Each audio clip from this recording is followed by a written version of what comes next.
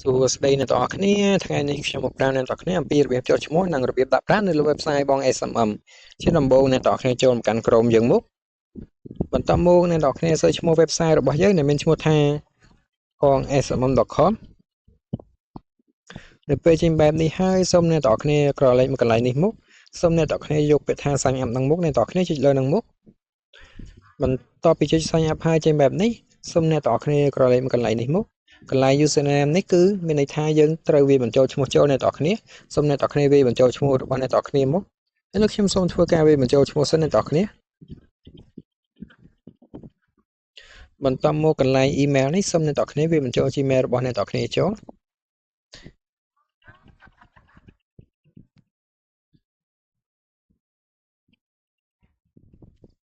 បន្ទាប់មកកន្លែង password នេះសូមអ្នកទាំងអស់គ្នាវាបញ្ចូលលេខកូដចូលអ្នកទាំងអស់គ្នា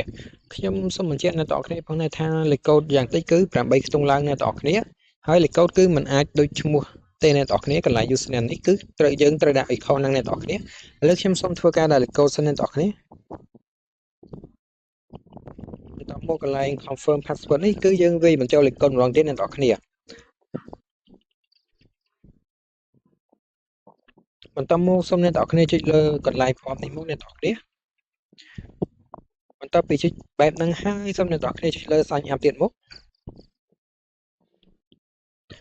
នេះអ្នកទាំងអស់គ្នាការចុះឈ្មោះរបស់យើងគឺទទួលបានជោគជ័យហើយអ្នកទាំងអស់គ្នាឥឡូវខ្ញុំសូមធ្វើការប្រាប់អ្នកទាំងអស់គ្នាអំពីរបៀបដាក់ប្រាក់បន្តទៀតអ្នកទាំងអស់គ្នាបន្ទាប់មកសូមអ្នកទាំងអស់គ្នាចុចលើ tray 3នេះមកអ្នកទាំងអស់គ្នាយកពាក្យថា add fund នេះមកអ្នកទាំងអស់គ្នា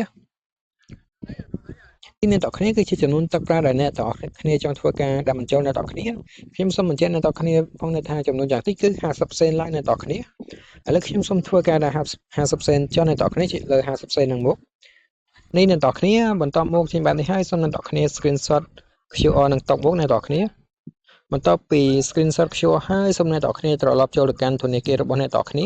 អ្នកទាំងអស់គ្នាអាចដាក់តាមធនាគារច្រើនអ្នកទាំងអស់គ្នាដូចជា ABA Acilida អ្នកទាំងអស់គ្នាឥឡូវខ្ញុំសូមធ្វើការដាក់ប្រាក់សិនអ្នកទាំងអស់គ្នាឥ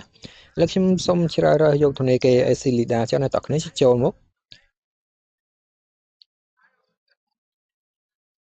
បន្ទាប់មកសូមអ្នកទាំងអស់គ្នាយកពាក្យថាទូទាត់តាម QR មក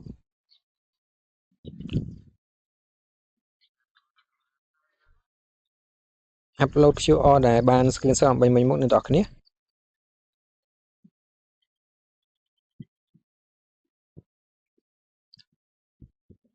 នេះអ្នកទាំងអស់គ្នាបន្ទាប់មកសូមចុចទូទាត់ឥឡូវនេះមកចុចបញ្ជាក់មកអ្នកទាំងអស់គ្នានេះអ្នកទាំងអស់គ្នាបន្ទាប់មកសូមអ្នកទាំងអស់គ្នាត្រឡប់ចូលទៅកាន់ website របស់យើងវិញបន្ទាប់មកសូមអ្នកទាំងអស់គ្នាចុចខ្វែងមកអ្នកទាំងអស់គ្នាសូមអ្នកទាំងអស់គ្នាចុចលើ tray 3ដដែលមកយកពាក្យថា new order នេះមកអ្នកទាំងអស់គ្នា